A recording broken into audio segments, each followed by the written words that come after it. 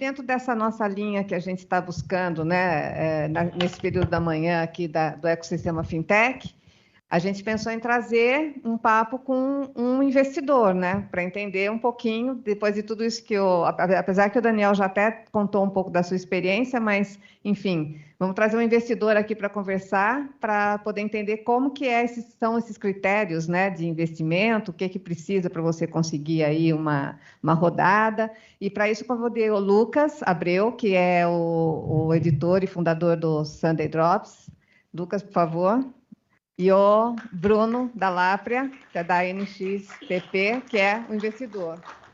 Então, o Lucas ele já tem um podcast onde ele faz muitas entrevistas com pessoas do mercado, e aí eu achei que ele tinha o perfil ideal para trazer aqui um investidor, que é o Bruno, trocar essa ideia, né, de como é que as empresas, as fintechs, as startups que estão buscando investimento podem, né, enfim, conseguir a captação. Então, obrigada pela presença de vocês. Obrigado, Regina. Bom, pessoal, bom dia, prazer estar aqui. Eu era um investidor e part-time creator, e hoje eu sou um creator, part-time investidor de Venture Capital. É um prazer estar aqui com o Bruno. Bruno, se quiser começar se apresentando. Obrigado, prazer, obrigado pelo convite. Na verdade, eu ia até corrigir, são 2 investidores, não um investidor aqui. Aqui do meu lado, eu trabalho na NXTP, que é um fundo de VC early stage, que investe há 15 anos na América Latina e globalmente. Hoje a gente está investindo no nosso terceiro fundo, que é um veículo de $100 milhões, focado em pre-seed a Series A. A gente traduz em termos de tamanho de cheque entre $500 mil a $5 milhões de cheque inicial. Principalmente em B2B, focado em 4 a 5 principais verticais, que são fintech, vertical AI, enterprise software, e-commerce enablers, software de forma mais abrangente e também marketplace. Investimos, eu diria, 30% global, 70% Brasil e América Latina. Temos uma tese que eu diria que é um portfólio bastante concentrado, então a gente tende a ter uma proximidade significativa com as companhias do portfólio. E eu, do meu lado aqui, super rápido, estou lá há 5 anos, sou o primeiro brasileiro do time, estou em VC desde 2017, sempre olhando para B2B, early stage, software, e anteriormente trabalhei com private equity e empreendi. Então, essa é a história rápida. Legal, Bruno. E a NXTP está em qual fundo agora? É o 6º? É o terceiro fundo. Terceiro fundo. Legal demais. Vamos começar. Acho que um dos pontos mais legais dessa conversa é que o Bruno consegue ter uma abrangência de toda a região, além só do Brasil, né? E na América Latina, a gente tem 2 países proeminentes, o Brasil e o México. E aí, pela primeira vez, no Q2 de 2025, o volume de investimentos em startups no México superou o do Brasil. O que isso representa? Qual a sua leitura do momento? É um ponto interessante, assim, acho que do nosso lado a gente investe na América Latina como um todo, grande parte dos países há um bom tempo. E pela primeira vez desde 2012, né, fazem 13 anos, que se não me engano foi $450 milhões México e 370 Brasil. Então é algo muito significativo porque a gente ouvia ainda que, na verdade, o México estava um pouco mais calmo, né, você via menos atividade. A gente tem um escritório no México, inclusive, e é curioso, assim, eu digo que tem algumas diferenças mais culturais. Acho que é uma economia que é altamente relacional, eu acho que bastante elitista e fechada, e a gente tem visto certamente um avanço significativo dado o nearshoring, né? Proximidade com China, Estados Unidos, uma série de companhias mais focadas em importação, exportação, trade commerce. Então, certamente tem um viés muito industrial também, de manufatura. A gente, inclusive, tem um investimento recente nessa área no México. Então, sem dúvida nenhuma, eu acho que foi uma surpresa para todo mundo. Então, a gente viu, acho que, uma primeira onda de B2C, e hoje, certamente, companhias B2B estão mais relevantes no México, quando você olha mais para esse perfil mais enterprise, indústrias, manufaturas. Não sei se você concorda também. Sim, sem dúvida. E um ponto curioso também é que, de certa forma, se tem um espaço que no Brasil a gente está na vanguarda, é justamente na parte financeira, né? As fintechs, o Open Finance e todo o desenvolvimento. Como é a leitura de vocês em relação a esse movimento em outros países como o México da América Latina? De fato, a gente tem a tendência de replicar o que está acontecendo aqui na região, já existe um deal flow relevante desse tipo de investimento por lá? Eu acho que sim, e eu estava tentando ver um número hoje cedo que eu não consigo encontrar, que eu acho que é uma boa reflexão. Assim, América Latina, a gente fala em mais ou menos 3 mil fintechs, Brasil sendo mais ou menos 2.000, 2.500, mais para 2.000 talvez, e México por volta de 900. E um número que a gente gosta de ver bastante é, tipo, quando a gente pensa em nível de maturidade, é percentual de companhias que fizeram Series A em fintech e Series B em fintech.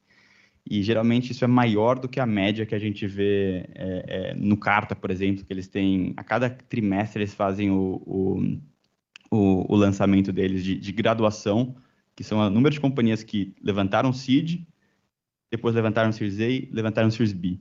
Então, na verdade, eu acho que o mercado brasileiro ainda está muito mais maduro em termos de companhias que alcançaram um tamanho maior, mas ainda assim a gente vê uma pujança significativa no México, e até curioso, assim, acho que se eu pudesse falar mais uma métrica, o nível de participação de CVCs no México é muito maior do que no Brasil, justamente por essa cultura um pouco mais corporativa, de relacionamento. Então a gente vê, inclusive no nosso portfólio, mais CVCs, mais companhias, bancos médios, family offices mais ativos em startups no geral, que reflete o nível de maturidade também. De certa forma, tem aquela famosa frase do Martin Escobar, de que no Brasil a gente lê o Jornal da Manhã. Você acredita que, de certa forma, no México a gente também está atrás do Brasil em termos de maturidade? Várias coisas que aqui já aconteceram estão acontecendo lá agora? Eu acho que sim. É difícil dizer o que exatamente está sendo replicado lá agora. Eu acho que quando a gente fala de infraestrutura bancária, eu acho que certamente a gente está uns 5 anos na frente. Eu vi o começo da primeira palestra que falava um pouco mais da história do Pix, né, como que foi toda a infraestrutura no Brasil. Acho que eles estão com a nova regulamentação lá. Acho que até, inclusive, a Colômbia teve um avanço bem interessante, até mais do que o México em alguns pontos de vista. Então, eu acho que se a gente pudesse falar numa linha de tempo, talvez eles estejam, não é 10 anos atrás, mas talvez, 2 a 5, assim, dependendo do setor, na minha visão. Legal. Agora, chega de México. O que é que o que vocês olham para um empreendedor, o que vocês olham em uma oportunidade de investimento? É uma boa pergunta.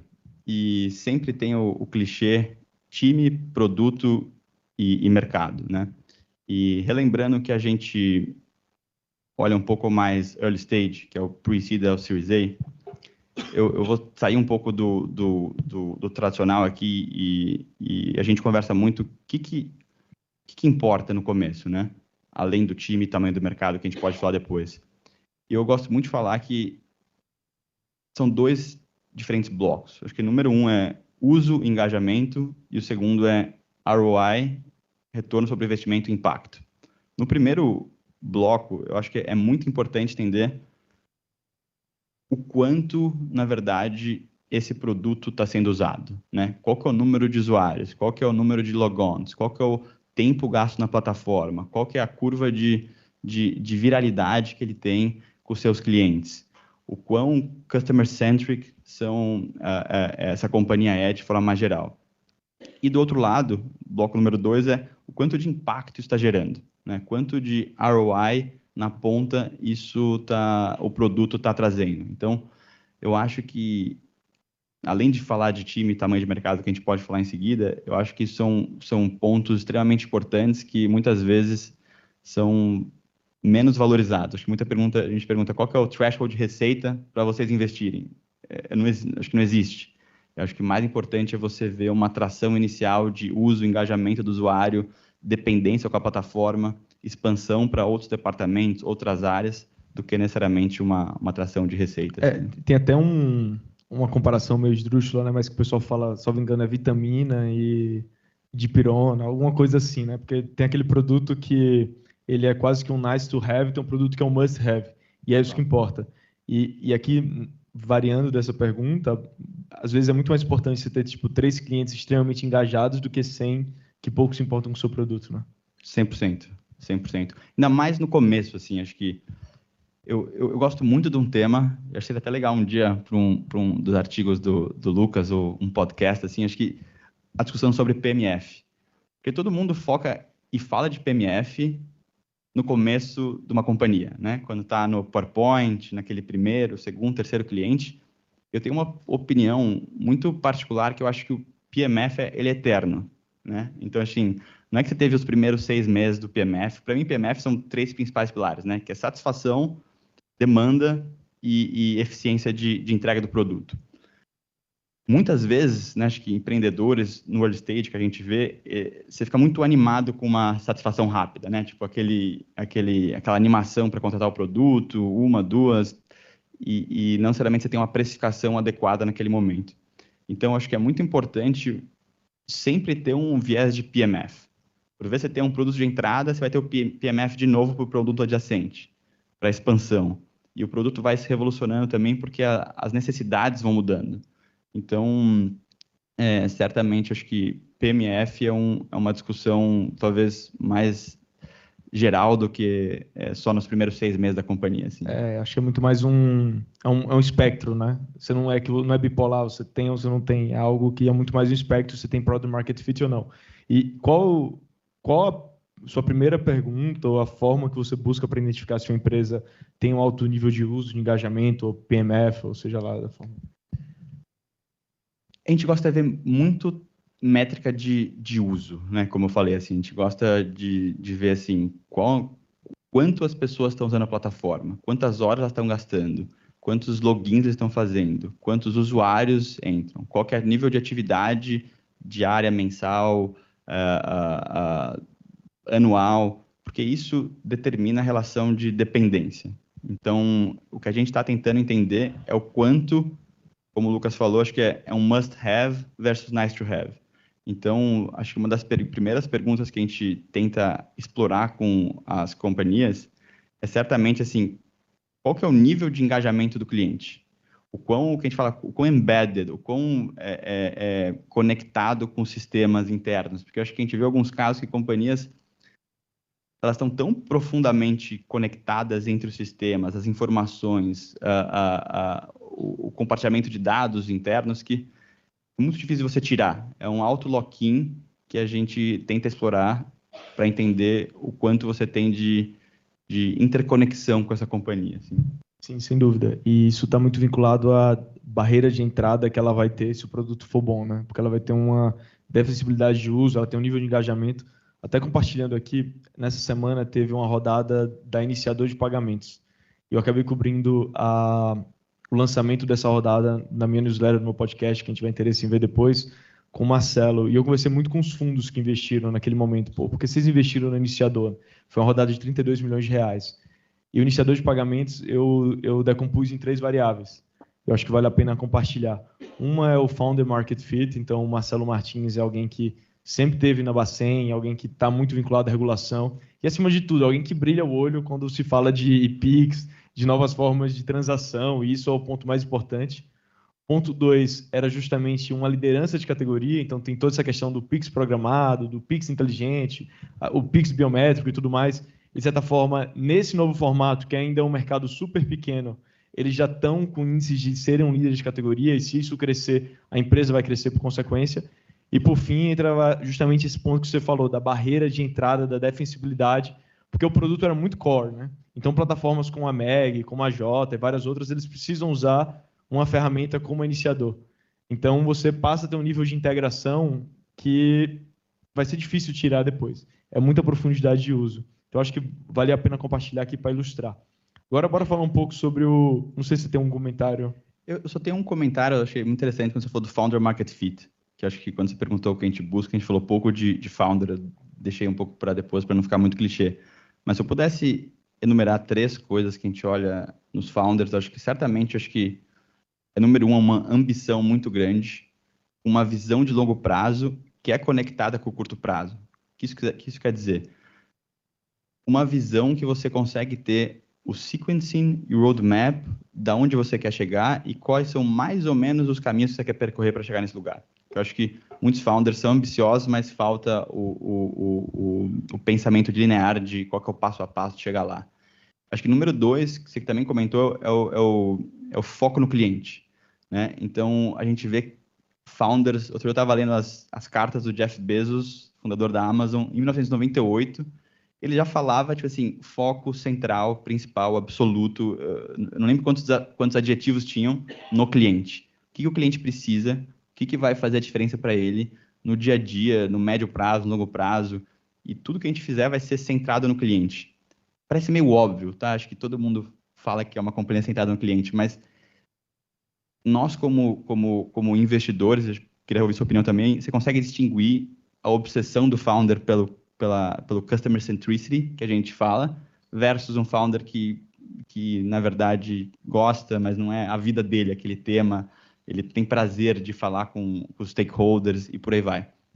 Então, enfim, curioso para ouvir tua visão também. Eu imagino eu acredito muito que os fundadores, e a gente esteve aqui antes, Daniel, assim, tem que ser muito obsessivo pelo problema, não só pela solução. Mas tem que ter um nível de obsessão, e essa obsessão pode vir pelo mercado, pode vir pela habilidade de resolvedor, pode vir pelo cliente final. Então, eu vou dar um exemplo aqui de uma empresa que é uma das principais empresas da geração, que é a Traction, e não faz nada a ver com finanças, tá? Uma empresa que tem um software para monitoramento de saúde de máquinas.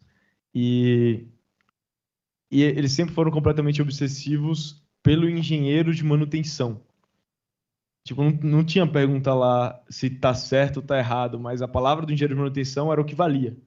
E hoje a empresa já é uma empresa global, é uma empresa que levantou mais de 600 milhões de reais, uma das principais empresas da geração, e eles eram obsessivos, nesse caso, pelo engenheiro de manutenção. Então você precisa ter algum nível de obsessão por algum ponto da cadeia. Concordo. E Bruno, bora falar um pouco agora sobre o momento do mercado de Venture Capital, né? A gente viveu momentos únicos, porque, de certa forma, o mercado de Venture Capital no Brasil, ele começou a ser formado, de fato, em 2010. Eu diria que até 2018 a gente viveu um cenário de crescimento, mas ainda um cenário de escassez. E aí, em 2018, a gente começou a ter um movimento de muito mais capital no mercado. A gente começou a ter o SoftBank, a gente começou a ter dinheiro entrando. A gente começou a ter talvez o ápice da digitalização daquele momento.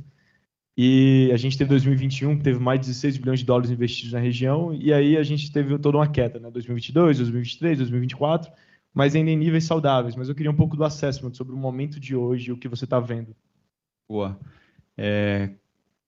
Certamente, acho que eu vejo bastante atividade, assim, acho que a gente, quando olha números mais macro, como o Lucas falou, tem uma queda significativa no montante investido, não só no Brasil, como na América Latina, e aí acho que o ápice é o que a gente falou agora do México ter mais investimento no Brasil, com um PIB muito maior e uma população, obviamente, mais significativa, e no final do dia, quando a gente olha para a fintech, especificamente, talvez que é o principal foco aqui, eu acho que ainda tem uma atividade significativa, né? Acho que quando você olha números, né, essas 2.000 fintechs que mais ou menos tem no Brasil, o número de novas companhias que tem por ano, e certamente acho que o número de pre-seed, seed rounds, ele decaiu, sem dúvida nenhuma, mas a gente vê que ainda tem uma atividade de teses diferentes, né?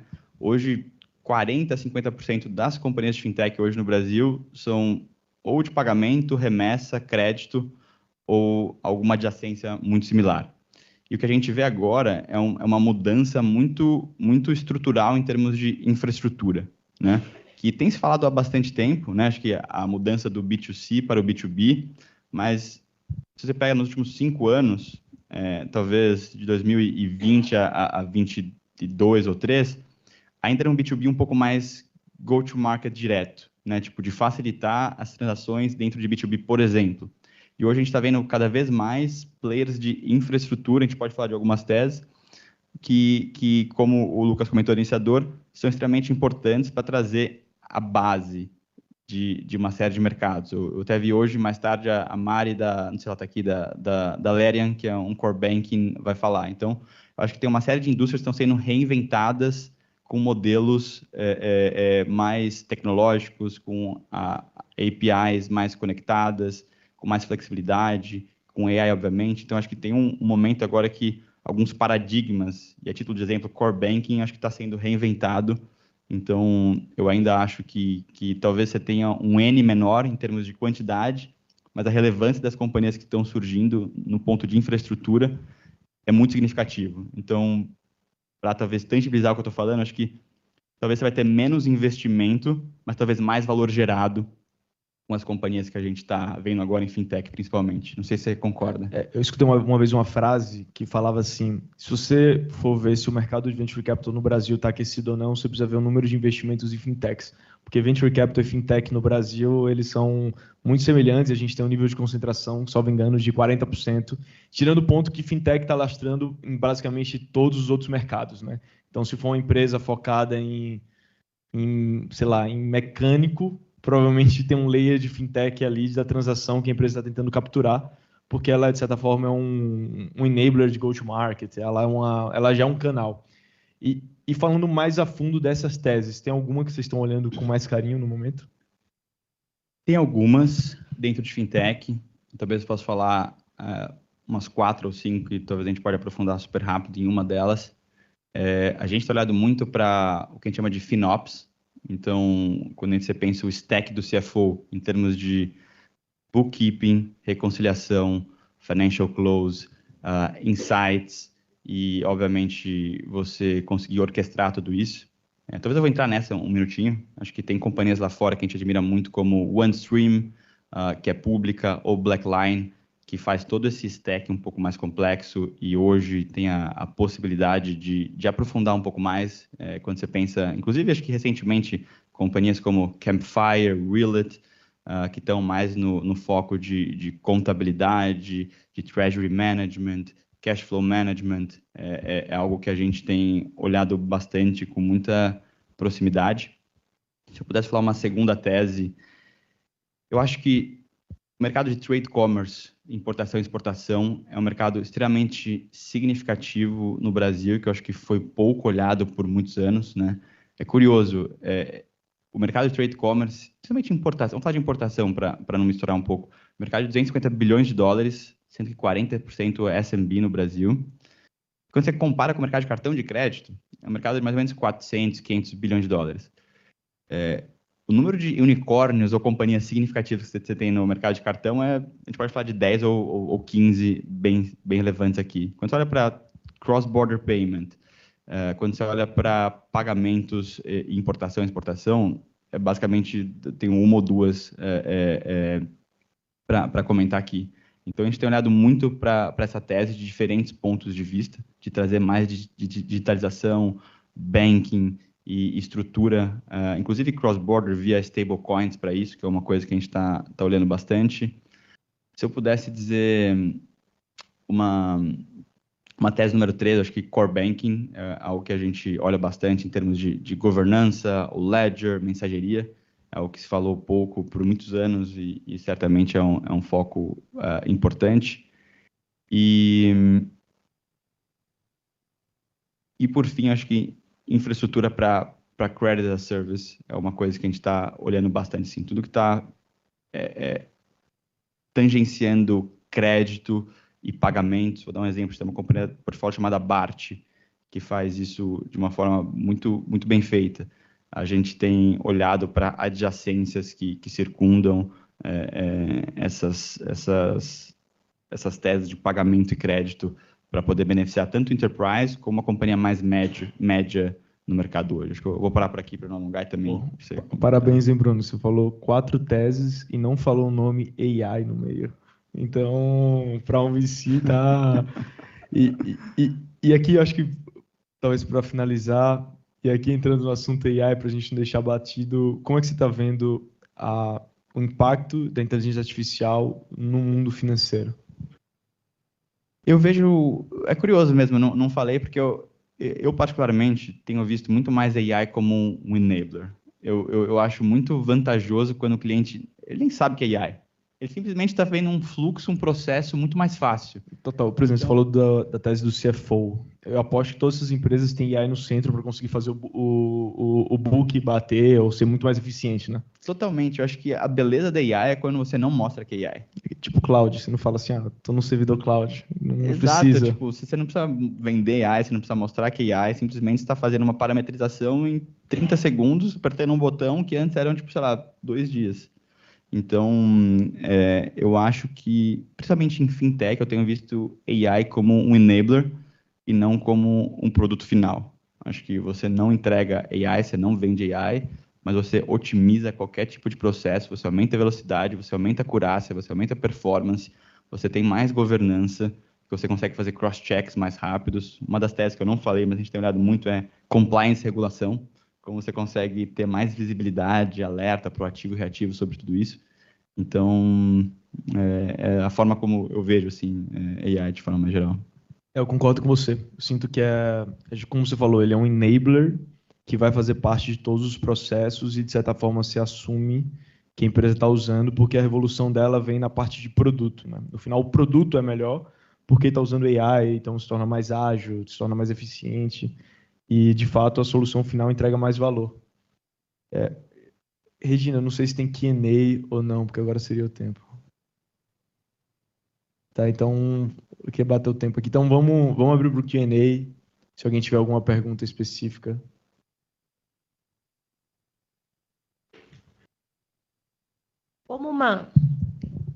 Primeiro, obrigada pelo assunto. Hoje acho que foi uma provocação bem interessante para todos que estão aqui e traz a gente a pensar, né, os novos passos. Eu tenho uma pergunta que eu anotei aqui. Como uma fintech pode equilibrar a pressão por crescimento acelerado com a necessidade de validar seu modelo de negócio de forma responsável, sem perder o propósito que a torna relevante para o cliente e investidores? Eu posso começar e depois a gente ouve o Lucas também. Eu acho que esse é um tema super importante e eu, como sou investidor de early stage, acho que talvez nós éramos ou somos também, acho que eu vi uma frase do Pedro, que é o CEO da Brex, talvez uma das companhias mais admiradas globalmente, ele falando que, acho que a gente conversou sobre isso, tipo, os primeiros 6 meses de uma companhia são tão ou mais importantes do que os próximos 10 anos, né? Ou seja, os próximos 18 semestres. Eu acho que essa é uma frase muito impactante, porque por muito tempo foi muito glamouroso pivotar, falhar, voltar. E eu acho que o início da companhia, por isso que o PMF, voltando ao que eu falei inicialmente, ele tem que ser constantemente avaliado, porque não é tão simples pivotar, e o que pode ser um sinal inicial de satisfação, e você vai, acelera vendas com tudo, você tem uma insustentabilidade do modelo. Então, acho que é muito importante olhar essas métricas que a gente falou de uso, engajamento, impacto, antes de você escalar de forma acelerada, e esse é um erro que a gente vê muito.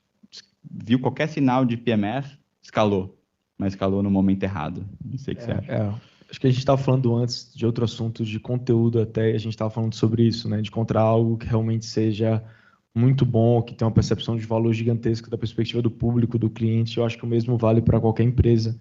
E aqui, vou trazer mais o exemplo do Marcelo, porque eu acho que tem um contexto da indústria. E, no caso, ele entendia que essa revolução ainda vinha para acontecer, mas, como a gente sabe, todo esse mercado ele é muito regulado. E, da perspectiva dele, até ele ter as licenças, isso demoraria mais de 12 meses. Então, ele trabalhou como então a empresa trabalhou como consultoria por 12 meses, até entender realmente o que era o produto, validando a dor cada vez mais a fundo e ganhando dinheiro como consultor. E depois de um tempo ele foi tendo as licenças e foi crescendo, mas eu sinto que às vezes esse é um caminho, porque acho que é muito menos, você só deve escalar no momento que você encontra algo que seja muito poderoso, que gere muito valor. Até encontrar isso, de certa forma, escalar às vezes é muito mais prejudicial do que qualquer outra coisa. Imagina. Bom dia, Bruno. Eliane aqui.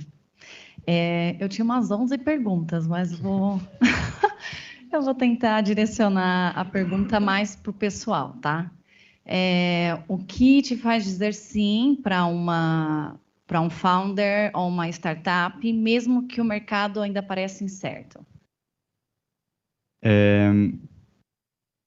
Eu acho que, para manter bem curta a resposta, e para a gente ouvir o Lucas também, eu diria um time que é ambicioso, obcecado, que é extremamente focado e centrado no cliente, que tem uma complementariedade em termos de skills e responsabilidades, e que consegue fazer essa conexão de curto e longo prazo de forma estruturada, organizada, com intencionalidade, e sempre com, acho que, um drive fora do comum. Eu acho que quando a gente vê um time tão coeso, tão energético, com tanta profundidade sobre o tema, eu acho que nos faz refletir sobre qualquer métrica que não está boa, ou momento de mercado, ou crise institucional, macroeconômica no país. Então, eu acho que esse é um único fator que eu acho que é diferencial para a gente. Para mim, segue a mesma linha. Qualidade do time, qualidade da solução. E até no que o Bruno falou, assim, eu acho que ele falou um ponto muito interessante, que ele falou assim, olha, você precisa de... Se você encontrar um time que seja muito coeso, seja muito bom, isso basta. E eu acho que esse é um mito que o pessoal tem sobre a indústria do Venture Capital. Porque, cara, qualquer startup de problema, ela vai ter 100. Ela vai ter vários. O que mais tem é problema. Mas o investidor, ele não está olhando para o que está ruim, ou pelo menos ele não deveria. Ele deveria estar olhando o que está muito bom. Então, se tiver 1 ou 2 aspectos que estejam muito bons, isso vale mais do que 98 aspectos ruins. Imagina o Google em 1999. Tinha 1 milhão de problemas em todos os lados que você imaginar. Mas tinha algo muito poderoso, que era o algoritmo que eles criaram naquela época. E um time muito forte. Então, acho que esse é um pouco do recado. Assim. Acho que é muito mais sobre focar nas fortalezas do que pensar no que não está ideal. E pegar benchmarks. Eu acho que o Lucas tem uma série de episódios interessantes. Certamente eu ouço toda semana, sem dúvida nenhuma, e acho que ouvir essas histórias, entender o que foram os benchmarks, o que levou elas a crescerem, escalarem, quais são os diferenciais. Então, eu acho que ouvir essas histórias, acho que até a forma como você faz, eu gosto muito, acho que te dá basicamente o que está por trás da história de sucesso. E você consegue, talvez... otimizar ou pegar as partes que você acha que é importante. Obrigado pelo jabá não combinado, mas, bom, quem tiver interesse em conhecer mais, eu tenho uma newsletter, o nome é Sunday Drops, mas o site ainda é abreu.substack. Eu também tenho um podcast que chama Sunday Drops no Spotify. Inclusive, o último episódio foi sobre uma instituição financeira e tá bem legal, é sobre uma história e a gente surpreende como todo mundo passa por um momento inicial, todo mundo tem dificuldades. Então, acho que meu papel hoje é contar muitas histórias de empresa, até para desmistificar o que é uma jornada. Mas boa, Bruno. Prazer fazer esse painel com você. Obrigado, Regina, pelo convite. Obrigado, BV, pelo espaço. Obrigado. Obrigada.